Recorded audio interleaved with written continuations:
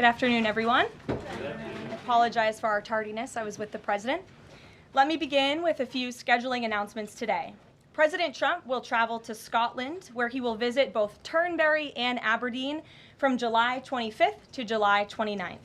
During the visit, President Trump will meet again with Prime Minister Starmer to refine the great trade deal that was brokered between the United States and the United Kingdom. And the President and the First Lady will travel to the United Kingdom for an official state visit from September 17th to September 19th later this fall. This will mark a truly unprecedented second state visit for President Trump, and he is honored and looking forward to meeting with His Majesty the King at Windsor Castle. There has been a wave of positive economic news over the past week, which I would like to highlight today. Joe Biden's inflation crisis has been defeated. Prices paid to American businesses for goods and services were flat in June, which is lower than all 50 forecasters in the Bloomberg survey predicted. And core inflation, which is the best measure of inflation, came in lower than expected again in the month of June. Since President Trump took office, core inflation has tracked at just 2.1% overall and has come in below or at economists' expectations every single month. Wages are growing at a strong pace and prices are falling for everyday Americans. We also saw prices for new and used vehicles and airfares drop last month. In addition, prices for gas, fuel oil, energy commodities, hotels, airfare, public transportation, and fresh vegetables are all down over last year. As we said all along, trust in President Trump. The American dream is back, and everyday families are already reaping the benefits of this incredible economic turnaround in just 6 months.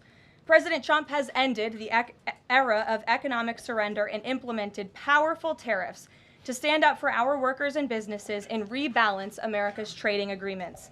Despite all of the doom casting from the so-called experts claiming that these tariffs would be the end of the world as we know it, the opposite has occurred. Tariffs are not inflationary, as President Trump has said all along. In reality, tariffs are a source of massive revenue. We're seeing trillions of dollars in private investment pour into our country right now because the companies around this world want to make their products right here with American labor and not have to pay any tariffs at all.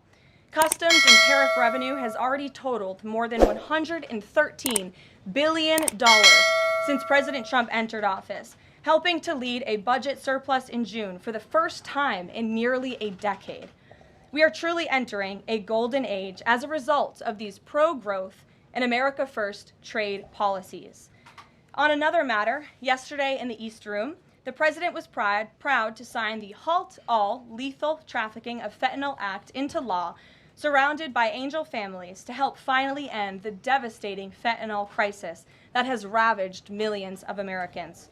Under the Halt Fentanyl Act, anyone who possesses, imports, distributes, or manufactures any illicit fentanyl-related substances will be subject to criminal prosecution in the same manner as any other Schedule I controlled substance. This legislation will close the loopholes that criminals use to skirt around the law and make it easier for law enforcement to prosecute vicious traffickers who peddle poison in our communities. President Trump has always made tackling the drug crisis a top priority, and this important bipartisan legislation further follows through on that commitment. The complete and total success at our southern border that many in the media in this room continue to ignore is another example of the president keeping his word to families who have lost loved ones due to fentanyl, and it's another win for the American people. Customs and Border Protection just released the final operationalized stats for the month of June, and I must highlight some of these incredible numbers. There were only 6,072 Southwest apprehensions in June, 15% lower than the previous record that this president set in the month of March.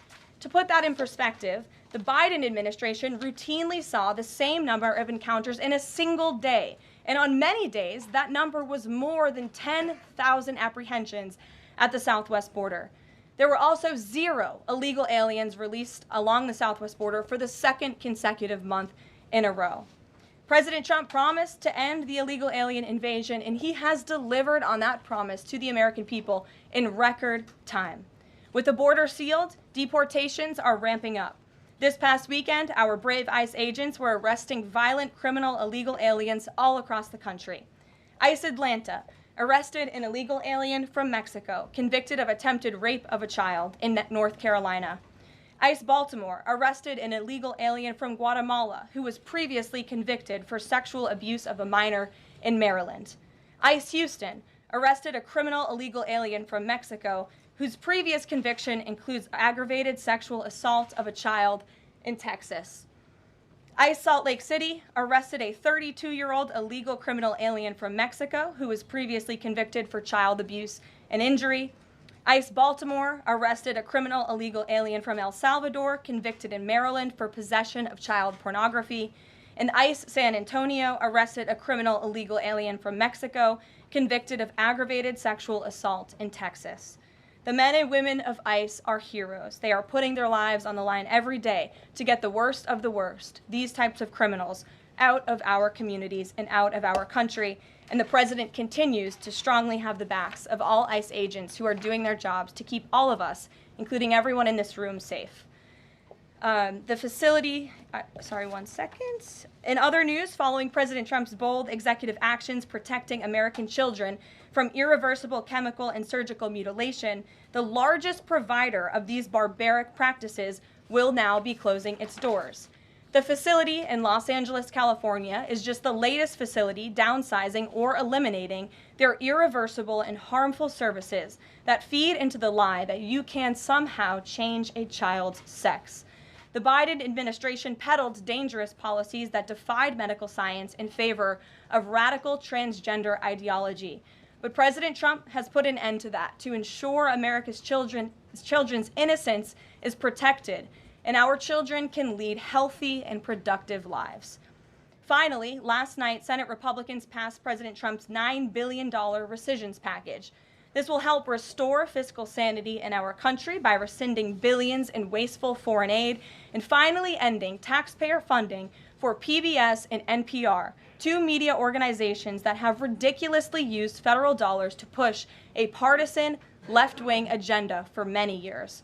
The House should pass this rescissions package immediately and send it to the president's desk for signature.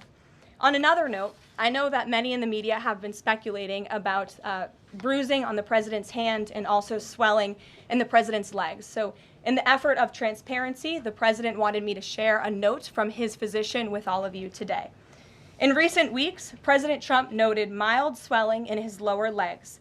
In keeping with routine medical care and out of an abundance of caution, this concern was thoroughly evaluated by the White House medical unit. The president underwent a comprehensive examination, including diagnostic vascular studies. Bilateral lower extremity venous Doppler ultrasounds were performed and revealed chronic venous insufficiency, a benign and common condition, particularly in individuals over the age of 70. Importantly, there was no evidence of deep vein thrombosis or arterial disease. Laboratory testing included a complete blood count, comprehensive metabolic panel, coagulation profile, D-dimer, B-type natriuretic peptide, and cardiac biomarkers. All results were within normal limits. An echocardiogram was also performed and confirmed normal cardiac structure and function. No signs of heart failure, renal impairment, or systemic illness were identified. Additionally, recent photos of the president have shown minor bruising on the back of his hand. This is consistent with minor soft tissue irritation from frequent handshaking and the use of aspirin, which is taken as part of a standard cardiovascular prevention regimen. This is a well-known and benign side effect of aspirin therapy. And the president remains in excellent health, which I think all of you witness on a daily basis here. So the president wanted me to share that note with all of you. I'm happy to take further questions on it. We will provide the memorandum from the president's physician to all of you, as we always do. And we'll get to questions. Here in our new media seat, we have Frank Corva, who's the White House correspondent for Bitcoin Magazine, which comes at a timely week with crypto legislation moving across Capitol Hill. So why don't you kick us off, Frank, and thanks for being with us. Thank you so much. We Appreciate it, Ms. Levitt. Sure. I was curious to hear if the president was in favor of removing any and all language around central bank digital currencies from the Genius Act, maybe as a means to get it across the line and get it on his desk. And then my second question was about something the president spoke about in this room. He talked about a $600 de minimis tax exemption for Bitcoin and other crypto spending. So I was just wondering if you could comment on those. Sure. Well, the president did signal his support for a de minimis exemption for crypto, and the administration continues to be in support of that. We are definitely receptive to it to make crypto payments easier and more efficient for those who seek to use crypto as simple as buying a cup of coffee. Of course, right now that cannot happen, but with the de minimis exemption, perhaps it could in the future, and we will continue to explore legislative solutions to accomplish that. As for the central bank digital currency and the Genius Act, which you noted has passed through Congress and will be sent to the president's desk. I believe the House is voting on it. If they haven't, they should be passing it. We know we have the votes, and we expect it to get to the president's desk, and we are planning a signing ceremony tomorrow afternoon. All of you will get more details on that. This piece of legislation is going to make America the crypto capital of the world, and that's what the president promised. As for a central bank digital currency, the president opposes that. He made that promise to the American people on the campaign, and while it's not in this specific piece of legislation, he did sign a January executive order banning a central bank digital currency. The administration supports Congress's efforts to codify that executive order into law, and I believe there will be future pieces of legislation in regards to crypto that will be moving through Capitol Hill. The president looks forward to signing them, and he looks forward to the signing ceremony this afternoon. So thank you for being with us today. Sure. Jackie. Thank you, Caroline. There's been a lot of discussion about the Epstein files and the president's comments yesterday calling it a hoax. Can you clarify which part of the Epstein hoax is the hoax part? The president is referring to the fact that Democrats have now seized on this as if they ever wanted transparency when it comes to Jeffrey Epstein, which is an asinine suggestion for any Democrat to make. The Democrats had control of this building, the White House, for 4 years, and they didn't do a dang thing when it came to transparency in regards to Jeffrey Epstein and his heinous crimes. It was this president who directed the Department of Justice and the Attorney General to do an exhaustive review of all files related to Jeffrey Epstein, which they did. The Attorney General and the FBI, led by Pam Bondi, Dan Bongino, Kash Patel, these are great patriots, some of the most trusted voices in the Republican Party movement. It's part of the reason the president appointed them to these high law enforcement positions, and they spent many months going through all of the files related to Jeffrey Epstein, and they concluded what they found in that memo, which they drafted and they released. And so the president has been transparent. He has followed through on his promises to the American people, but he doesn't like to see Democrats and the mainstream media covering this like it's the biggest story that the American people care about. The president has been working so hard this week. On Tuesday, he went to Pennsylvania, where he secured $90 billion in investments for the Commonwealth, for the people of that state. After that, he came back to the Oval Office at 8 p.m. He went in there to whip votes to get the Genius Act signed into law. And because of his efforts, that bill is now going to be signed and passed. The following day, yesterday, he meets with a foreign leader, the King of Bahrain, to secure more investments into this country. And then yesterday afternoon, the president is in the East Room of the White House mourning with parents who have lost their children because of fentanyl, signing a bipartisan piece of legislation. And not a single cable network in this country took that event live and covered that event like they should. Those are the issues the president cares about. What could be more important to the American people than helping families who have lost their children? Those are the issues this president is going to remain focused on. I understand he wants to move on from this story, but you do have some prominent figures, including the Senate Majority Leader, the House Speaker, voicing support for the files to come out. Representative Massey collecting signatures that would force a discharge petition for a vote on the floor for this. It doesn't seem to be going away. What is stopping the administration from just redacting any sensitive information, grand jury information, and putting out what is appropriate so that the American people can decide and then let this story die? Well, in terms of redactions or grand jury seals, those are questions for the Department of Justice. Those are also questions for the judges who have that information under a seal. And that would have to be requested, and a judge would have to approve it. That's out of the president's control. He has said, in agreement with some of the leaders on Capitol Hill, that if the Attorney General and the Department of Justice come across any other credible evidence, they should provide that to the American people. The president has said that, and he agrees with them on that. Why did he fire Maureen Comey? The Department of Justice did, and I would defer you to them. Dasha. Has the White House been directly in touch with some of the MAGA influencers that are still not satisfied with the administration's handling? And has the message to them been similar to what the president has said, which is sort of either let this go or we don't need your support? Well, look, the president and this team are always in contact with the president's supporters, with voices of many kinds on both sides of the aisle. I think that's part of the reason this president is a great president, because he's willing to listen and hear other people's perspectives. But ultimately, he has led this country, not just over the past 6 months to historic success, but also through his first 4 years as president. And as the leader and the creator of the MAGA movement, he has led through these perilous times for our country based on instinct and in the best interest of the country. And as I always say, the American people should trust in President Trump. And one on John, the Fed chair. go ahead, John. Can you explain how that works, first of all? What happens if Russia doesn't end its war with Ukraine in 50 days? Well, in 50 days, as the president clearly laid out, if there is not a ceasefire agreement or a peace deal within that time frame, if Russia refuses to legitimately agree to a ceasefire, then they will face very steep tariffs, and they will also face secondary sanctions. So countries that are purchasing oil from Russia will be sanctioned as well, and of course that will do deep damage to Russia's economy. And I would just add that the president wants this war to end with a diplomatic solution. He's been pushing for it. This administration has spent many hours and a lot of time trying to solve this war very far away, but the president wants to stop the killing and he wants to save lives. As far Reagan, as the first part go of ahead. what you were saying, Caroline. Reagan, first go part, ahead. I have two questions for you. It's just about, if I may, just about the tariffs, the first part. I get the secondary tariffs, but there was only $3 billion worth of trade between the U.S. and Russia in 2024. It's expected to be far less this particular year. On April the 2nd, both you and the Treasury Secretary said it's not necessary to apply any tariffs on Russia. You said that because of the lack of trade, it precludes, that was the word you used, any need for tariffs. Why now, and why do you think that that would make them cave and come to some sort of peace agreement as it relates to Ukraine? $3 billion is still a lot of money, John, and it's not just tariffs, it's the secondary sanctions as well that will be implemented in 50 days. Reagan. Thanks, Caroline. I have two questions for Sure. you. First on Congress. Congresswoman Salazar introduced legislation that would give some illegal immigrants in the country a path to citizenship. 10 Republicans signed on to what she's calling the Dignity Act.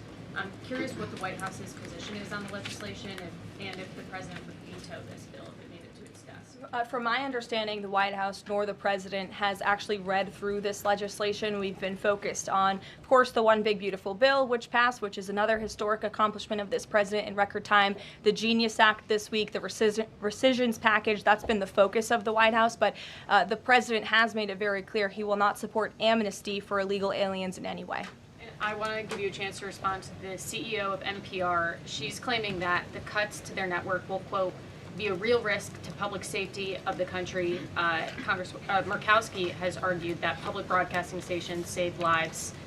Could you respond to these concerns? The NPR CEO said cutting NPR will be a risk to public safety. I am not sure how NPR helps the public safety of our country, but I do know that NPR, unfortunately, has become really just a propaganda voice for the left. Just a few examples for you. In 2020, NPR refused to cover the Hunter Biden laptop scandal in the run-up to the election. They said their assertions don't amount to much, writing they did not want to waste the listeners' and readers' time on stories that are just pure distractions. That does not sound like an unbiased opinion. That sounds like a partisan opinion to me. And this is a taxpayer-funded organization. In 2018, that same CEO that you're talking about called the president in the Oval Office, who nearly 80 million Americans elected, she called him racist, shared a photo of herself wearing a Biden for President campaign hat, serves on the board of a Soros-funded activist group.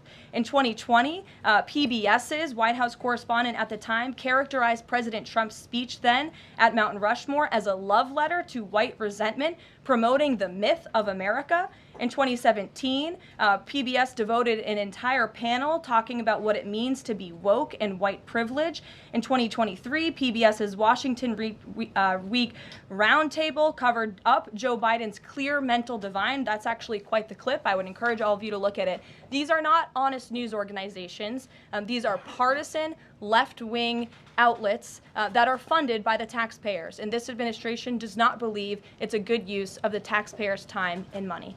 Ed Lawrence. Yeah, thanks, Carol. I want to ask you about the Federal Reserve. So does the president believe that the slightly restrictive monetary policy stance right now, could that cause an economic slowdown? And if he does believe that, when? What pause are you referring to? No, could the stance of the monetary policy is slightly restrictive? Does the president believe that that stance, the slightly restrictive stance, could cause an economic slowdown in itself? I haven't heard the president discuss that specifically, but what I do know in regards to the Federal Reserve is the president's been very transparent about his displeasure with both the policies and the management of the Fed, and he spoke about that to all of you pretty extensively in the Oval Office yesterday. Yeah, and last month, one more if I could, last month the Canadian Prime Minister said the president had agreed to a July 21st deadline to sort of work towards a trade agreement. That's 4 days from now. Could there be a trade agreement with Canada in 4 days? Well, look, we'll see. The trade team continues to be very active in our conversations and discussions with Canada. The president himself has said, unfortunately, our neighbors to the north have been pretty difficult to deal with when it comes to matters on trade. But in trade, generally speaking, as you know, 25 countries have received letters thus far from the president directly with his big, beautiful signature on them, from Japan to Korea, South Africa, Kazakhstan, Malaysia, just a few countries, and Canada also received a letter for 35%. With that said, if countries want to have legitimate further discussions, the Trump administration and the president's trade team are willing to have further talks, but these letters these countries have been receiving are the deals. And as the president has said, those deals will be made. They are tailor-made to each and every country based on the United States' concerns and what's in the best interest of the American worker and the American people. Charlie, go ahead. Thank you, Caroline. No, I called on Charlie, but Deanna, you can go ahead too. Go ahead. The president said that he floated the idea of a special prosecutor in the Epstein case. Can you confirm that? And has he asked the Attorney General to do this, to appoint a special prosecutor to look it over? Well, the idea was floated from someone in the media to the president. The president would not recommend a special prosecutor in the Epstein case. That's how he feels. And as for his discussions with the Attorney General, I'm not sure. Deanna. Caroline. Thank you so much. Do you know what the president's reaction was to Mike Johnson saying that he wants additional files released, the Epstein files? Was there a conversation with Mike Johnson about that following his comments? I won't discuss the president's private conversations with the Speaker of the House, but as I answered to Jackie's question earlier, the president has said if the Attorney General and the Department of Justice and the FBI have any more credible evidence in regards to Jeffrey Epstein's crimes, they should put that forward. He has called on them to do that. Sure. Thank you, Caroline. With a few days. I'll go to all of you, starting with the lady in the blue. Go ahead. With a few days to the August 9th deadline, how are the negotiations with Europe going? There's some sticking points. What are they? Can we expect a delay, or should we expect a deal soon? Well, I believe the deadline is August 1st. As for the European Union, they continue to be very eager in negotiating with our country for obvious reasons on ways to lower their tariff and their non-tariff barriers that we have long said harm our workers and our companies. So the president's trade team continue to be in talks with the European Union. Would he accept, or would he put forth a postponement of the August 1st? He's already said he will not. Caroline, Owen, go ahead. Good afternoon, Caroline. In Gaza today, Holy Family Catholic Church was struck by an Israeli shell. Yes. 3 people were killed, 10 wounded. What is the president's reaction to that church coming under fire?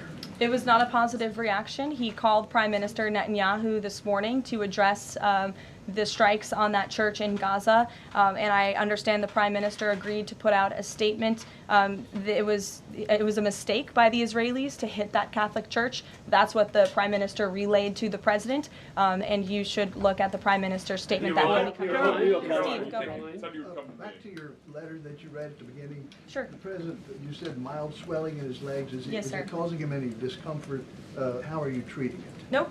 No discomfort from the president at all, and you probably all see that on a day-to-day basis. He's working around the clock.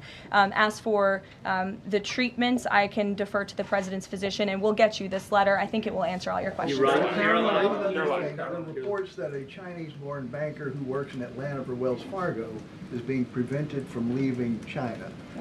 Has the president, is he going to bring this up with President Xi? Are you aware of the case?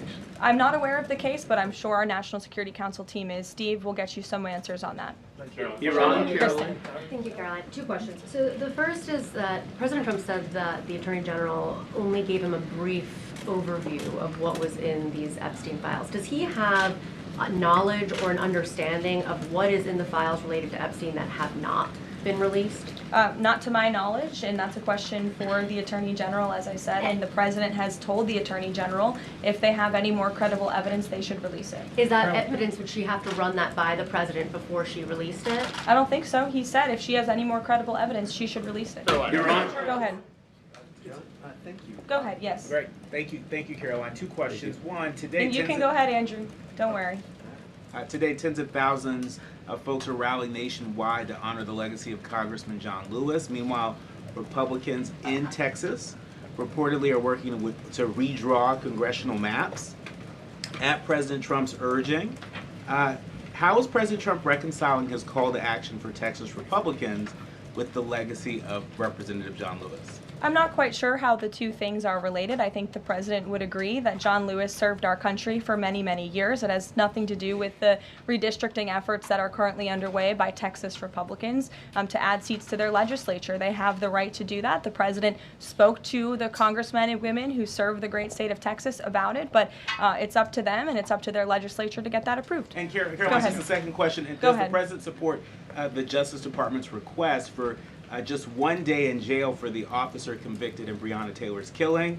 And what message does he believe that sends to her family and to other families seeking justice in cases of police violence? I haven't talked to the president about that case. Go ahead.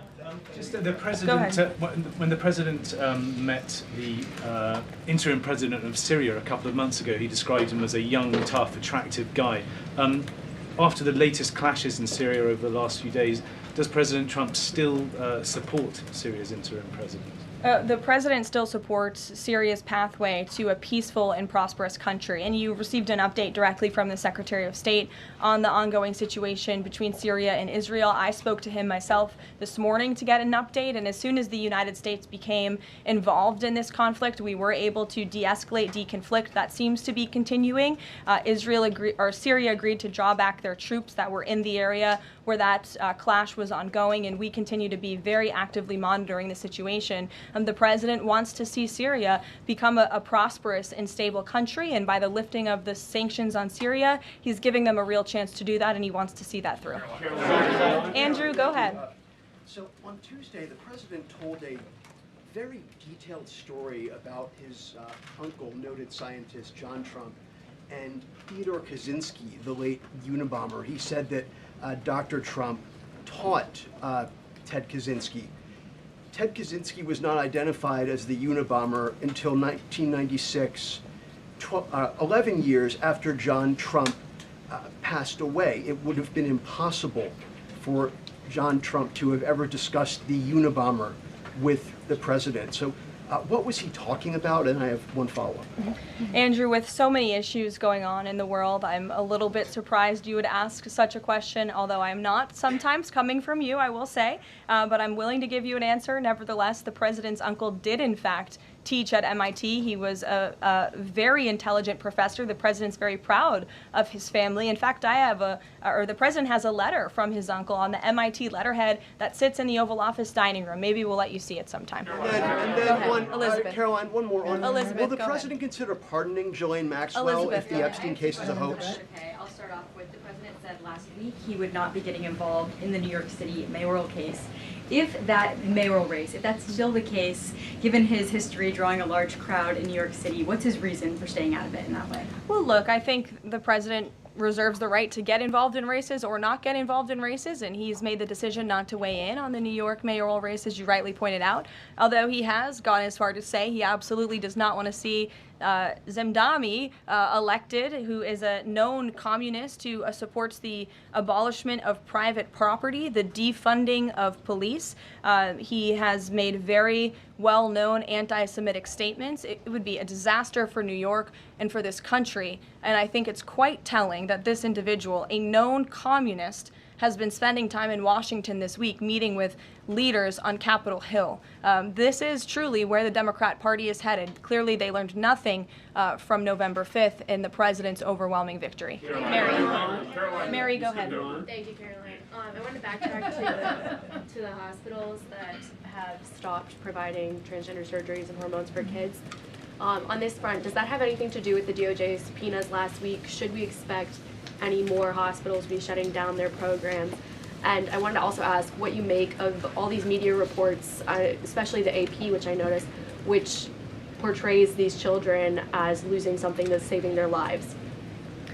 Yes, I think the president spoke a lot about this issue, which is a political issue, but also really a cultural issue that impacts children and families. He talked about it a lot on the campaign, and I think he was quite surprised by the uptick we were seeing in the embracement by the Democrat Party when it comes to the chemical castration and mutilation of young, innocent bodies. And so the president made it a very early priority to sign very strong executive orders to cut off the funding for any hospital or any medical facility in this country that provides such barbaric procedures. And as a result of that strong policy and the president's strong common sense position on this issue, we've had such an overwhelming response, which is great for children in Arizona. Phoenix Children's Hospital has stopped providing puberty blockers and hormone therapy to minors. In California, Stanford Medicine ended sex change surgeries for minors. Children's Hospital Los Angeles is closing its Center for Trans Youth Health and Development surgical program. In Illinois, Lurie Children's Hospital of Chicago stopped sex change surgeries. Again, let's think about what we're talking about here. Sex change surgeries for minors. These are barbaric practices that no child, innocent child, should have to endure. And the president wants to protect the innocence of children, and I know the vast majority of Americans support him in that effort. This is a wildly popular and common sense endeavor this administration has taken, and we've seen many of these medical institutions have followed through with the president's executive orders, but will continue to take further action on this important issue. Garrett. I too, if you'll indulge me. Sure. On the rescissions package, I wonder what the White House makes of this theory that it increases the odds of a shutdown. The theory is basically, why would any Democrat vote for a bipartisan spending deal with Republicans if Republicans can turn around and claw the money back the next day? Look, $9 billion worth of crap that it was in our federal funding that is now being rescinded. This is a good thing for the American people and the American taxpayer, and I think our Office of Management and Budget Director was saying this process should be more bipartisan.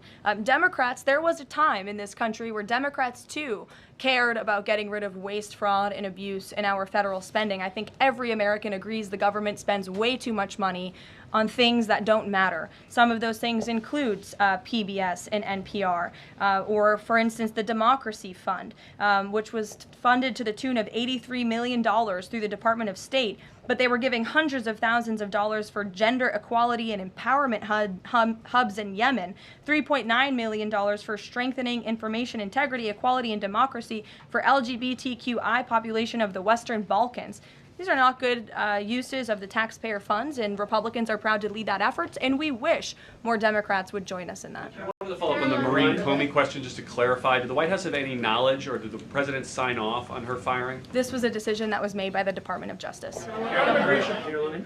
There was an agreement that was made between Immigration and Customs Enforcement and the Centers for Medicaid and Medicare Services regarding access to Medicaid information for 92 million Medicaid recipients around the country. That includes health information. So how does that not violate HIPAA violations and privacy concerns, for example, of American citizens? I'm going to have to defer you to Immigration and Customs Enforcement on that. I'm unfamiliar with that agreement that they made. Thanks, Caroline. Two questions. Russ Vought said today he's going to be looking into cost overruns in the Fed's renovation projects. Is there a deadline for him to come back with findings to the president?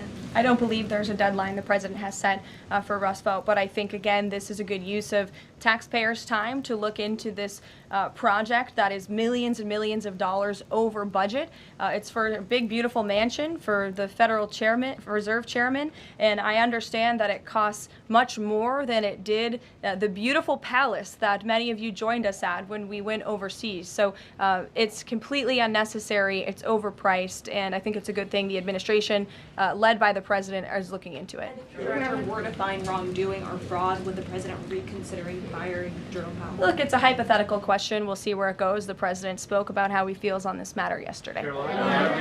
Thank you so much, Caroline. So we saw Ambassador Huckabee arrive to Prime Minister Netanyahu's trial to show his support. Does the president plan to impose any kind of sanctions against the Israel judicial system? I don't have any update for you on that or any announcement on that front. I don't believe so.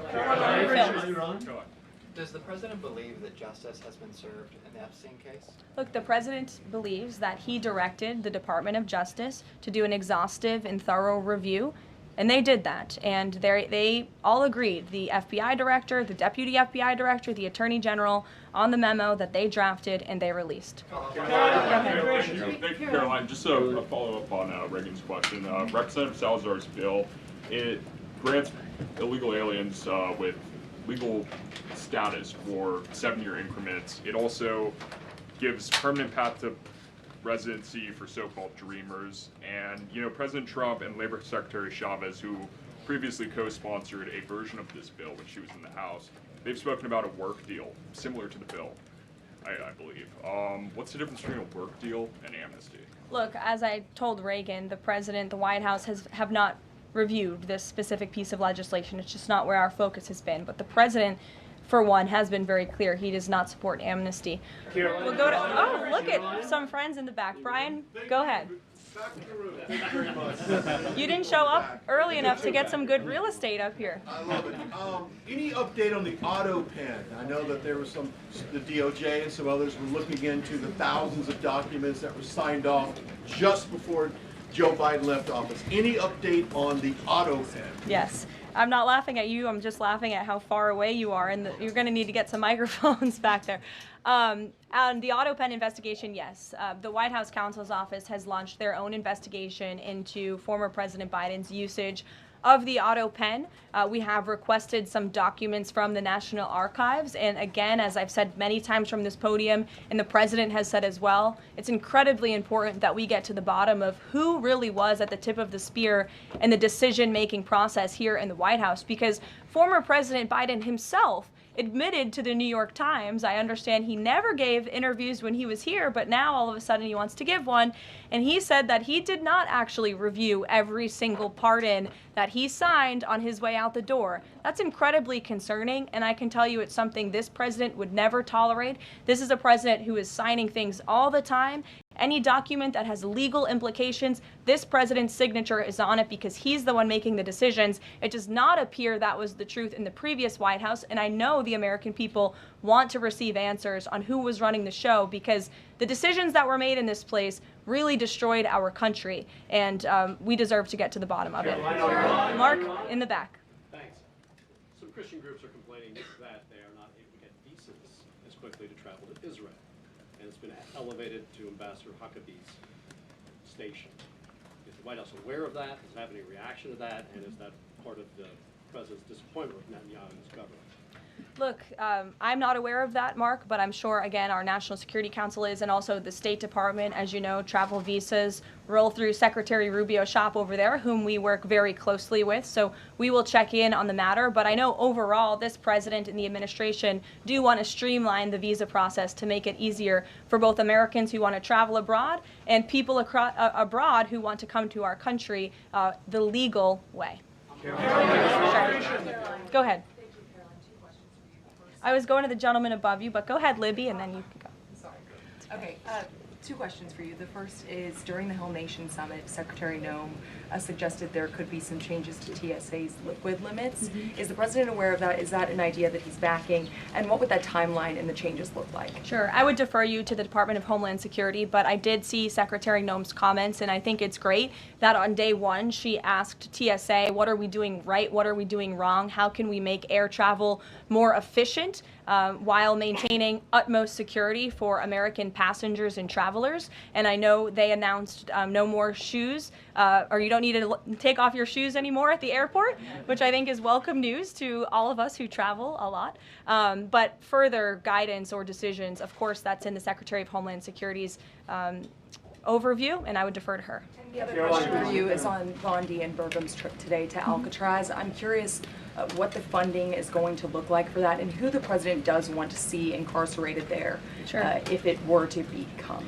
Sure. Well, this was an idea of the president. He spoke about it in May, and he directed his administration to review a reopening plan for Alcatraz if it is possible, which is why the Attorney General and the Secretary of Interior have traveled there today. They are touring the site, and if the Alcatraz prison is reopened, it would be under the purview of the Bureau of Prisons, and the Secretary of Interior also would play a big role in this as well. So they're there to review the site today, and I'm sure you'll hear more from them on it later. And just to follow up, Libby, on who the president wants to see housed in Alcatraz, the worst of the worst criminals in this country, both American criminals who convict heinous crimes, but also illegal alien criminals before deportation as well. Sure. Go ahead. The State Department yesterday urged the Chinese Communist Party to cease its campaign to eradicate Falun Gong, a peaceful spiritual practice. With the anniversary of this brutal persecution approaching, does the White House have a message for the CCP on this? Well, I will get you one, and we will get back to you. Sure. Go ahead. We'll take. Go ahead, and then go ahead. Sure. I've never called on you. Why don't you go ahead? In the red tie. Hello. Dr. Harper behind. Thank you. Yes. Go ahead. Go ahead. Me, thanks. Yes. Thank you, Caroline. Yes, you. What's your name? My name is Matias. Thank you. What's your outlet? I'm from Record TV, Brazil. Great. Brazil's President Lula recently said that President Trump was elected to govern the United States and not to act as the emperor of the world. And he also emphasized that Brazil is open to negotiation. I'd like to hear what you have to say about it, what the administration has to say about it, and specifically what areas are currently open to negotiation in the light of the 50% tariffs that were announced. Sure. The president is certainly not trying to be the emperor of the world. He is a strong president for the United States of America, and he's also the leader of the free world. And we've seen a great shift across the entire globe because of the strong leadership of this president. In regards to Brazil, the president sent a letter to Brazil announcing their new tariff percentage. He also directed our USTR ambassador, Jameson Greer, to launch an investigation of Brazil under Section 301 of the Trade Act of 1974, designed to address unfair foreign practices that are affecting U.S. commerce. For years, we know Brazil's digital regulations and weak IP protections have undermined U.S. tech and innovative companies, and their tolerance of illegal deforestation and other environmental practices puts American producers, manufacturers, farmers, and ranchers who follow better environmental standards at a competitive disadvantage. So this president always acts in the best interest of the American people and the United States of America, and he will continue to do so. Thank you very much, everyone. We'll see you later. I appreciate the enthusiasm today.